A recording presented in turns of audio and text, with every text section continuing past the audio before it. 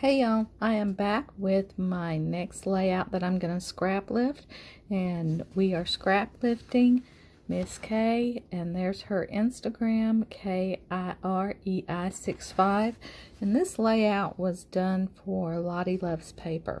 So let's take a look at the layout. Now I did take my pen, because this was done on a white background, I did take my pen and outline the actual layout so you can see that there is some white space on the side and the top of the layout.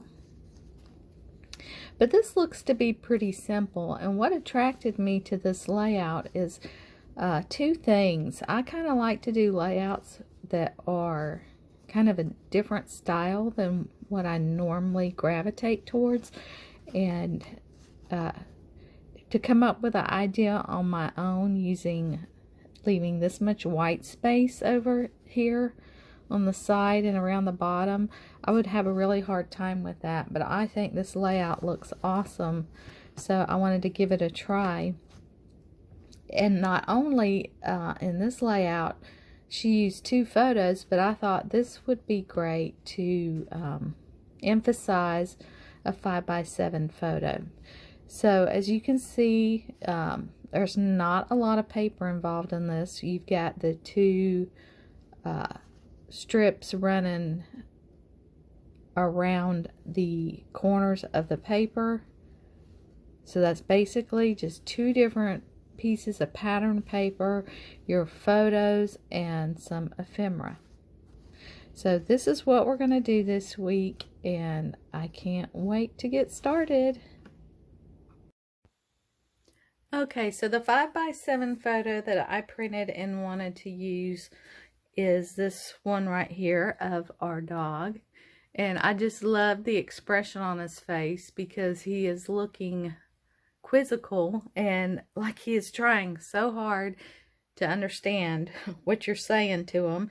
And he does that quite a lot. If you talk to him quite a bit, you know, them ears perk up and that head starts tilting side to side, like he just wants to understand what's going on so bad, which a lot of times, you know, they do understand. They learn words, but he just had this really cute expression on his face. So I wanted to do that in a 5x7. But also, when this photo was taken, we were babysitting my nephew's puppy, and they played so much that weekend. I know this photo looks like they're having a standoff, but they weren't. They were getting ready to play, and you can see here he was very gentle with her. He loves to have somebody to play with, and every dog we've tried to bring around him, they don't like him, or they're a dog that just doesn't want to play with another dog. So he had a blast that weekend.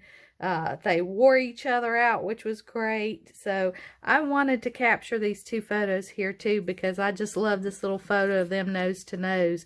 And then, you know, my dog's like laying on his back, surrendering to her, you know, and she's just attacking him and playing. So how am I going to do that when I said I wanted to capture this 5x7 on its own? Well, I'm going to do a double page layout using that same design, but flipping it. So we'll see what happens.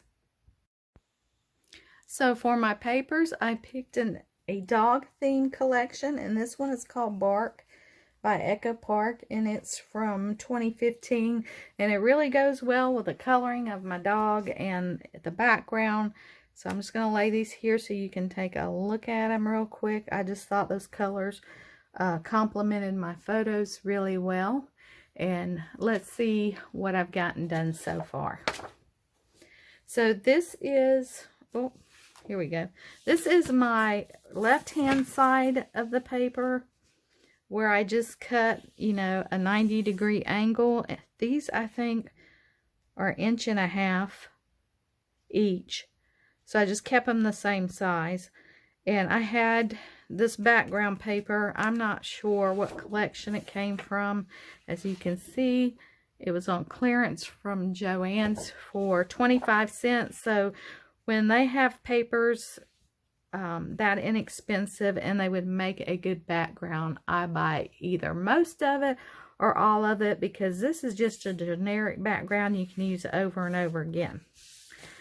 So I laid down my papers and I did a row of stitching here in gold, and then I went back and pulled out that maroon red color and did stitching here, and I duplicated it on the right side, but just put my angles in the bottom. Now, I made a mistake, a couple of mistakes, and you may notice them as a scrapbooker. I noticed them as a scrapbooker, but I don't know that anybody is going to notice it that's not a scrapbooker, because I want them to be looking at the photos, and the rest of the items on my layout are just kind of like icing on the cake. You see it, but that's not what the focus is. So my paws are going in different directions, and I had thought I cut the paws so they wouldn't, but so they would go in the same direction, but that didn't happen. These paws are going down and these paws are going up. And then the other mistake is my pattern. The diamonds are going up and down, and over here the diagonals are going side by side. And did I sweat it? Yes, I did. But what did I decide? I'm going to just go with it, because like I said, I'm probably going to be the only one to notice it. And when I show my husband the finished layouts, I'm going to see if he notices it, and I'll let you know if he points that out. Because he does look very good at my layouts. He likes to look at them. He reads them. He looks at all the decorations on the pages. He doesn't like, that's nice, and move on. He really does enjoy looking at them. So we will see what happens with that. Okay, so before we look at my finished layout, let's look at Miss Kay's layout one more time. And here is my finished layout. Well, almost finished. I need to add some journaling, which I think I'm going to type it up because it's a little bit longer and I don't want to run out of room. And I'll just add it down here with the date. But you can see I did keep that the angled corner, and I used, instead of 2 photos, I used one here, one 5x7. And I put my title over here. Now this says Bark means I love you in puppy, even though my dog will be 3 next month. He is still a puppy to me. I always call him Pup Pup as a little nickname for him. So I thought that title was appropriate. I added a few embellishments right here, a couple of tags, and I did not add the embellishments down the side. I didn't want to cover up my stitching, and basically I didn't have a ton of embellishments. I just have the sticker sheet, and then I cut some things out of the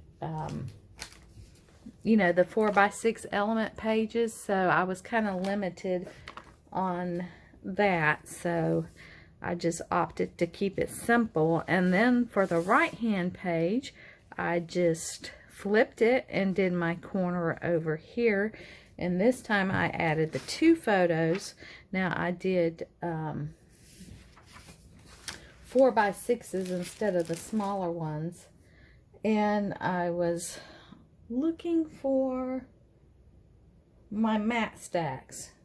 Here they are. That was my elbow I just hit.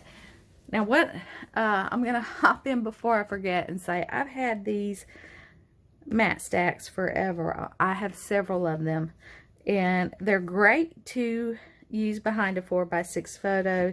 They're 4.5 by 6.5. So I just pop my photos on them. And what I'm going to do is I'm going to keep this on my desk till it gets used, because I love them, but they're in the closet on in a bookshelf, and they're not handy within reach. So I didn't use them. So I'm going to keep these on my desk and use them till they're gone. I have a whole book of them, and the colors are beautiful.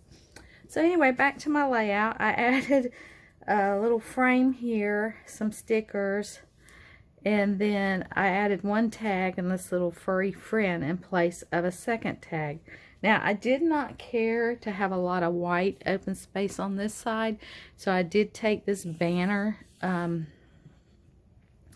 off of the sticker sheet and put it right here. Now, I had told you earlier I was going to show this to my husband and see if he noticed my mistake with the paws and the diamonds, and he didn't. So we'll just keep that our little secret. And as you can see, once it's done, you really don't focus on that so much. So a little imperfection never hurt anybody. So that is my layout for this week, and I want you to check out Jenny Curly Q Scrapper. I'm going to link her channel below because she's playing along, and her videos, she is posting them on Thursday. So we'll see you next time. Bye.